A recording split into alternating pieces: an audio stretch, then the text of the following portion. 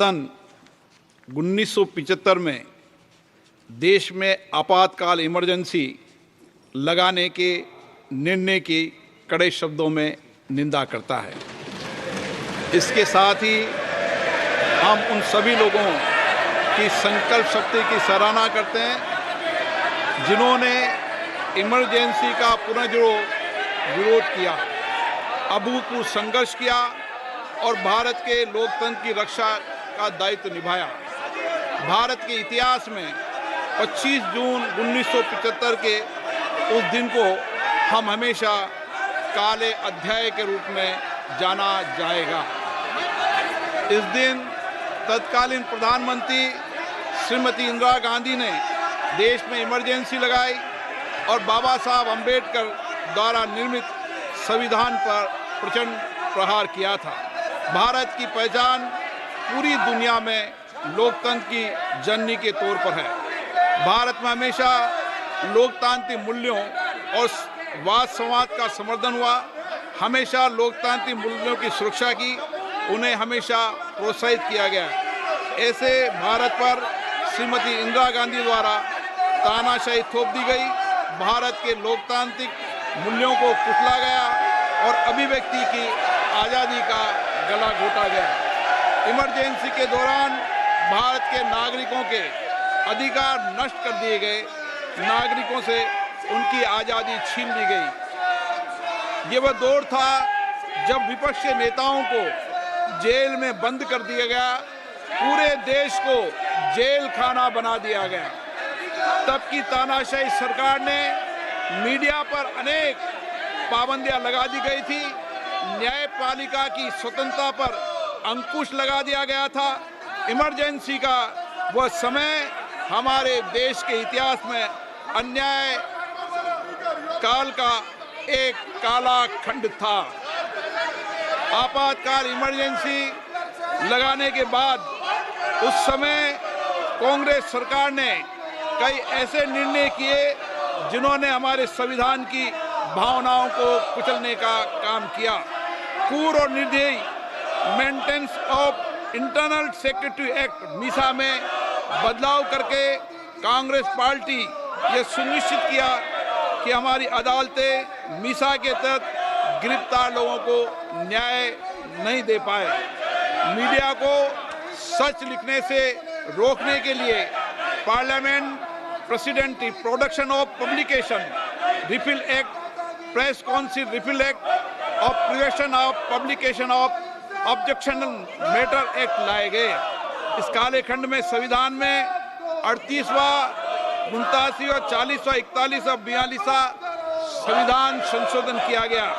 कांग्रेस सरकार द्वारा किए गए संशोधन का लक्ष्य था सारी शक्तियां एक व्यक्ति के पास आ जाए, न्यायपालिका पर नियंत्रण हो, संविधान के मूल सिद्धांत खत्म किए जा सके।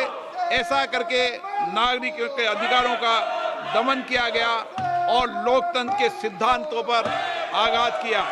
इतना ही नहीं, तत्कालीन प्रधानमंत्री श्री इंदिरा गांधी ने कमिटेड ब्यूरोक्रेसी और कमिटेड जुडिशरी की बात कही, जो उनकी लोकतंत्र विरोधी रवैये का एक उदाहरण है।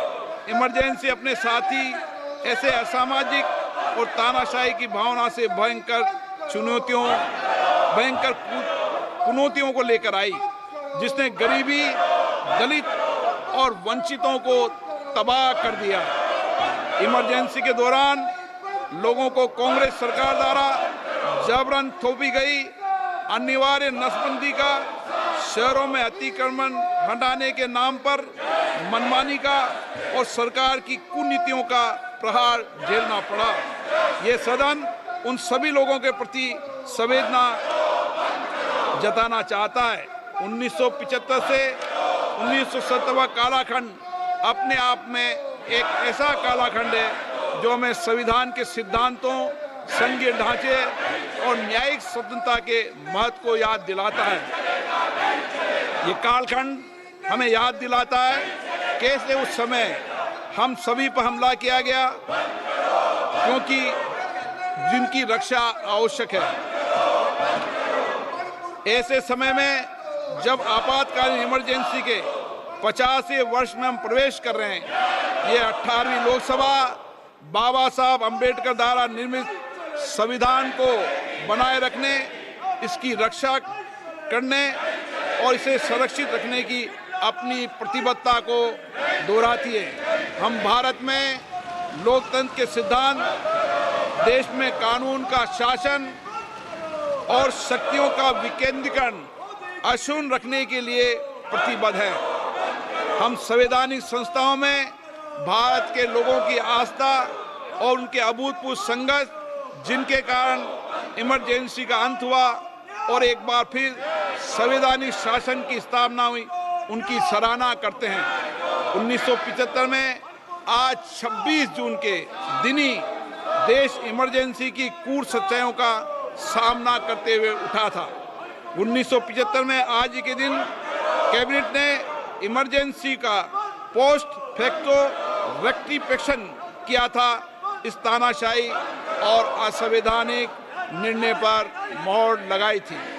इसलिए हमारी संसदीय प्रणाली अनगिनत बलिदानों के बाद मिली दूसरी आज़ादी के प्रति अपनी प्रतिबद्धता को दोहराने के लिए आज के प्रस्ताव किया जाना आवश्यक है। अब हम ये जानते हैं कि हमारी युवा पीढ़ी लोकतंत्र के इस काले अध्याय के बारे में जरूर जानना चाहिए। इमरजेंसी के दौरान गैर कानूनी गिरफ्तारियां, सरकारी प्रताड़ना के चलते अनगिनत लोगों को यातनाएं सहनी पड़ी थी। उनके परिवार उनको असमित कष्ट उठाना पड़ा था। इमरजेंसी ने भारत के कितने नागरिकों का जीवन तबाह कर दिया था, कितने लोगों की मृत्यु हो गई थी। इमरजेंसी के इस काले खंड में कांग्रेस की तानाशाह सरकार के हाथों अपनी जान गंवाने वाले भारत के ऐसे कर्तव्यनिष्ठ और देश में प्रेम करने वाले नागरिकों की स्मृति में हम सब 2 मिनट का मौन रखते हैं।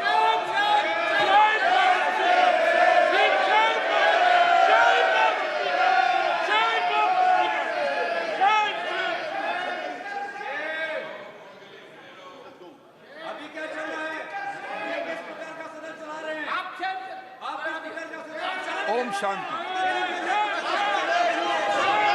सभा की कार्रवाई दिनांक 27 जून